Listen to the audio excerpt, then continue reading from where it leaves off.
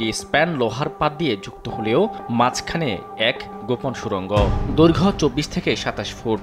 দেখতে অনেকটা দীর্ঘ কক্ষ বা সুড়ঙ্গের মতো এই স্থানটিতে প্রবেশ করা সহজ না হলেও ফ্লাইওভারের উপর ছিনতাই করে অনায়াসে এই সুড়ঙ্গে লুকিয়ে যেতে পারে ছিনতাইকারী।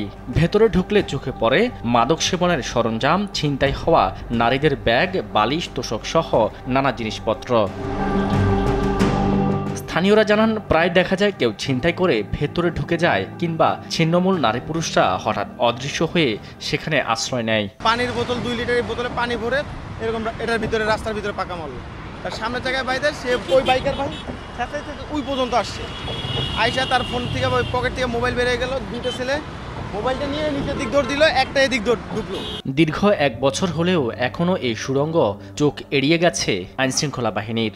মহাখালী ফ্লাইওভার উপর এক ভয়ঙ্কর সুড়ঙ্গ পথ। ছিনতাইকারীদের